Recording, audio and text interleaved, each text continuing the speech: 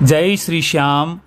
श्याम की कृपा धार्मिक यूट्यूब चैनल पर आप सभी का हार्दिक स्वागत है। आइए आज हम स्त्रियों के सुख सौभाग्य को बढ़ाने वाला कोकिला व्रत का पालन किस विधि से किया जाता है, उसकी कथा क्या है, उसके बारे में हम जानते हैं। पहले हम विधि जानते हैं, उसके बाद कथा प्रारंभ करेंगे। कृपया संपूर्ण जानकारी एवं कथा सुनने के लिए वीडियो को अंत तक अवश्य देखें, जिससे ही आपको पूरा पुण्य लाभ मिल सकेगा। बोलिए गजानंद महाराज की जय।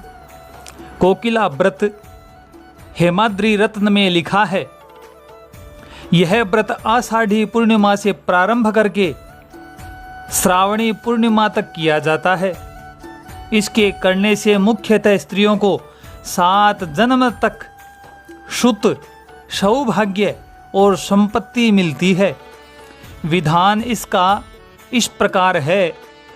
आषाढ़ शुक्ल पूर्णिमा के सायंकाल स्नान करके कल्पना करें कि मैं ब्रह्मचार्य से रहकर कोकिला व्रत करूंगी।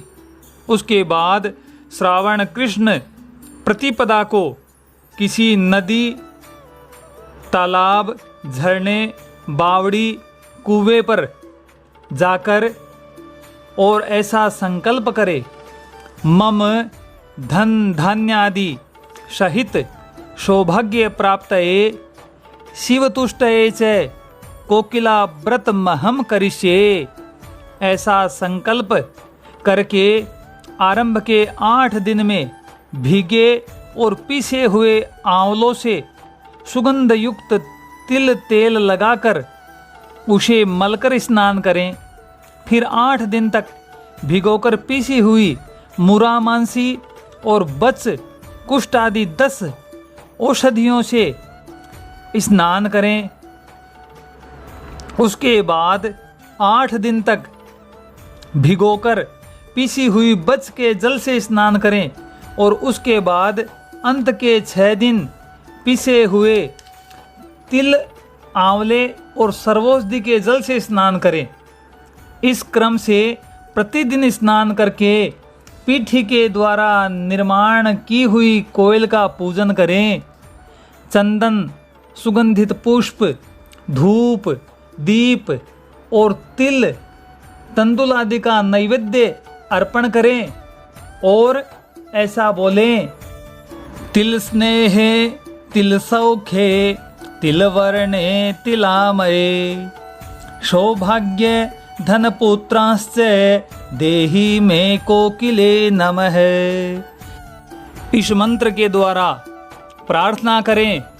इस प्रकार श्रावणी पूर्णिमा पर्यंत करके समाप्ति के दिन तांबे के पात्र में मिट्टी से बनाई हुई कोकिला के स्वर्ण के पंख और रत्नों से नेत्र लगाकर वस्त्र आभूषण आदि से विभूषित करके सास, ससुर, ज्योतिषी, पुरोहित अथवा कथावाचक के भेंट करने से स्त्री इस जन्म में प्रीतिपूर्वक पोषण करने वाले सुखरूप पति के साथ सुख सौभाग्यादि भोग कर अंत में गौरी माँ पार्वती की पुरी में जाती है।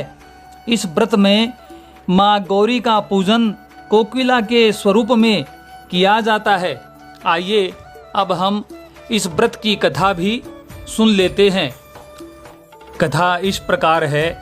एक बार प्रजापति दक्ष ने बहुत बड़ा यज्ञ किया। इस यज्ञ में सभी देवताओं को आमंत्रित किया गया, परंतु अपने दामाद भगवान शंकर को उन्होंने आमंत्रित नहीं किया। जब सती को इस बात का पता चला तो उन्होंने अपने पति भगवान शंकर से मायके चलने का इरादा प्रकट किया। भगवान शंकर जी ने बिना निमंत्रण वहां जाने से मना कर दिया, परंतु जिद करके सती मायके में चली गई। मायके में पहुंचकर सती का घोर अपमान व अनादर किया गया। इस कारण सती प्रजापति के यज्ञ कुंड में कूदकर भस्म हो गई। भगवान शंकर को जब सती के भस्म होने का समाचार मिला तो वे क्रोध में भर गए। उन्होंने वीरभद्र को प्रजापति दक्ष के यज्ञ को खंडित करने का काम सौंपा। इस विप्लव को शांत करने के लिए भगवान विष्णु भगवान शंकर के पास गए तथा उनका क्रोध शांत करने का प्रयास किया। भगवान आशुतोष का क्रोध शांत हुआ, परंतु आज्ञा का उल्लंघन करने वाली अपनी पत्नी सती को 10,000 वर्ष तक कोकिला पक्षी बनकर विचरण करने का श्राप दे डाला। सती कोकिला रूप में नंदनवन में 10,000 वर्ष तक रही। इसके बाद पार्वती का जन्म पाकर उन्होंने आषाढ़ मास से नियमित 1 माह तक यह व्रत किया, जिसके परिणाम स्वरूप भगवान शिव उनको पुनः पति के रूप में प्राप्त हुए। बोलिए श्री शंकर भगवान की जय।